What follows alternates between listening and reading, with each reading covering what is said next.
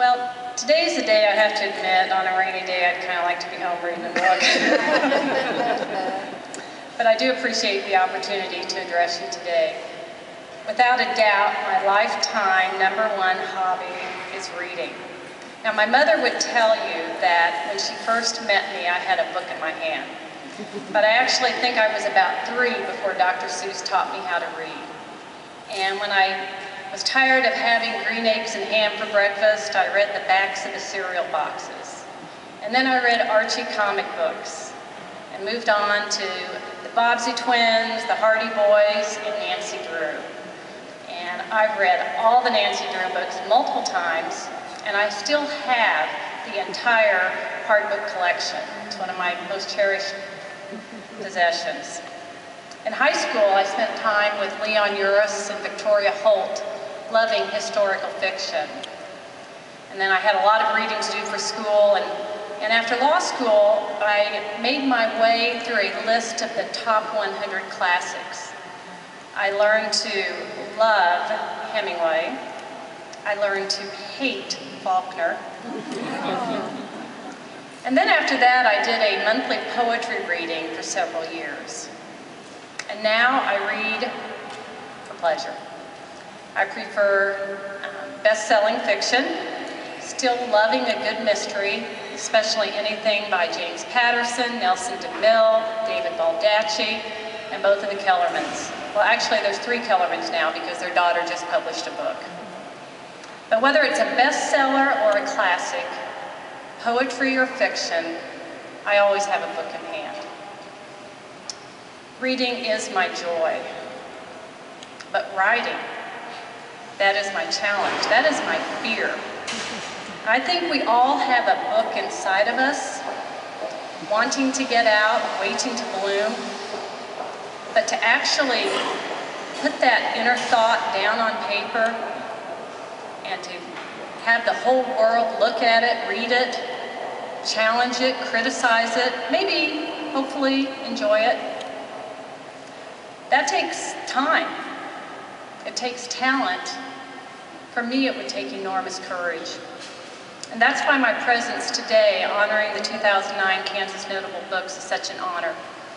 These books contain ideas and messages that the authors were willing to share. Ideas that they took the time and the talent and the courage to write down. And I applaud that.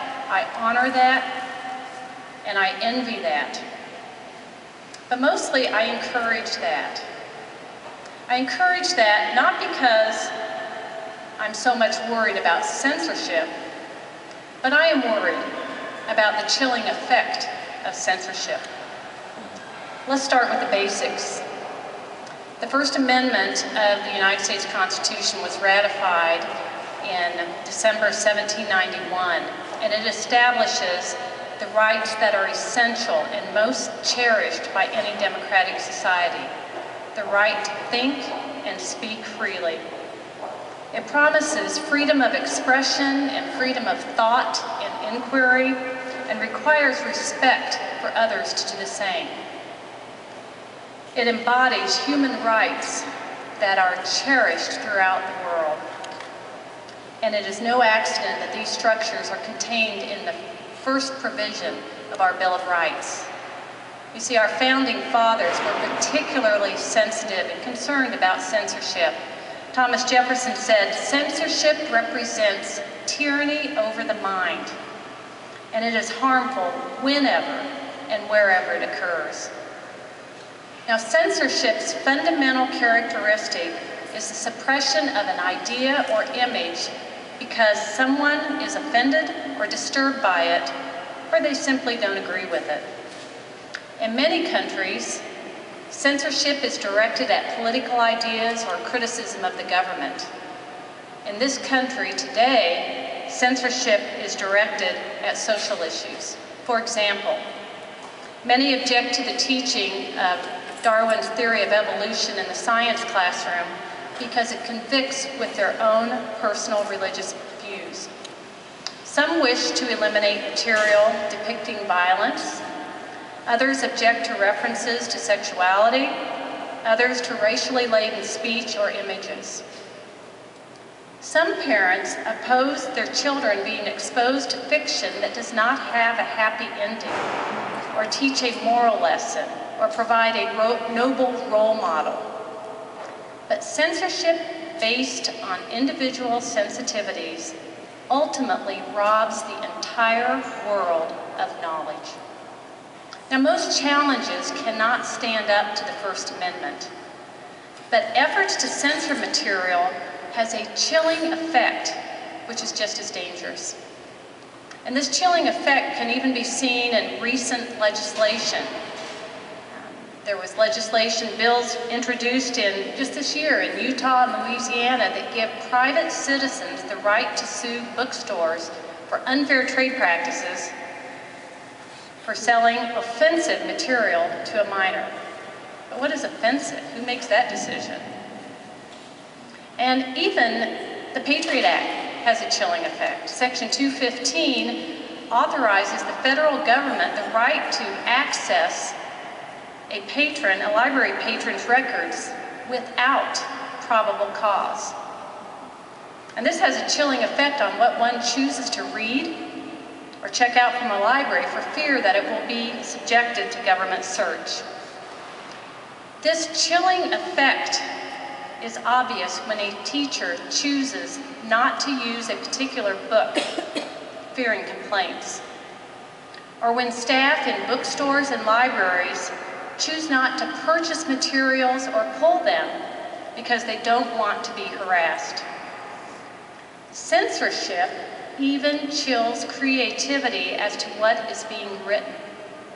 The author may make revisions less for artistic reasons than to avoid controversy. And even publishers and editors may alter text or not publish at all just to keep the peace. The fear of the consequences of censorship is perhaps more damaging than the actual censorship attempt.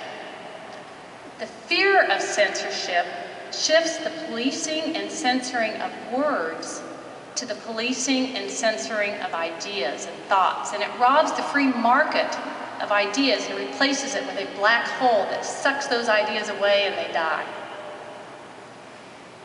After all, if a published work is banned or pulled from bookshelves, it's still available, but an unexpressed thought is lost forever.